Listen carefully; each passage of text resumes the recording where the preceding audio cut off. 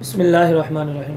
एक जगह पिछले साल क़ुरबानी के मौका पर कहीं दुआ पर जाने का मौका मिला, तो क़ुरबानी के जानवर का गोश्त काट कर पक कर आगे तैयार रखा हुआ था। तो मैंने पूछा कि ये किसके नाम की क़ुरबानी की, चलो दुआ मांग लेते हैं।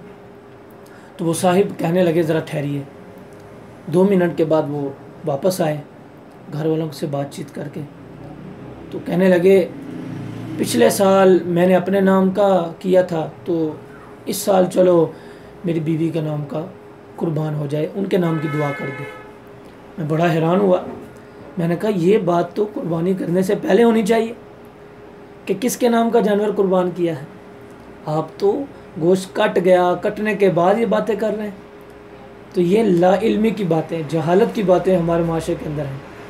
और यहाँ पर एक और बात, लोग क्या करते हैं, सिर्फ एक जानवर कुर्बान कर दिया। 5-6 घर में ऐसे होते हैं जो साहिब निसाब होते हैं। बच्चों ने, जो नौजवान होते हैं, काम करते हैं, उन्होंने कमेटियां डाली होती हैं या उन्होंने बैंक में अपने घर वालों से अलग होकर पैसे भी जमा कराए होते हैं, तो वो साहिब निसाब भी हो जाते हैं, लेकिन कुर्बानी नहीं करते। तो ये नहीं कि पिछले साल वालिद के नाम की होगी, इस साल वालदा के नाम की होगी, अगले साल अपने नाम की कर ली, ये नहीं। जो जो घर के अंदर साहिब निसाब है, बालिग है, उस पर कुर्बानी वाजिब है ज़रूर। ये नहीं कि एक के नाम की कर दी, बाकी सारी बरी ज़िम्मा। प्यारे नबी सल्लल्लाहु ताला अलैहि वसल्लम की अहादीस से, बल्कि आपका बड़ा सख्त हुक्म है।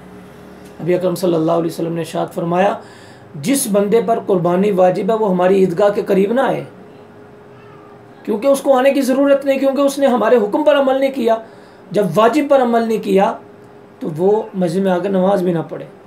तो इसलिए कोशिश करें लाजमी तौर पर, जो हमारे घर में बच्चे हैं, नौजवान हैं, उनसे पूछ लें कि भाई तुम पर कुर्बानी वाजिब है, करो, और अल्लाह पाक की बारगाह में सुरखरू हो जाओ। अल्लाह करीम हमें अमल करने की सआदत अता फरमाए।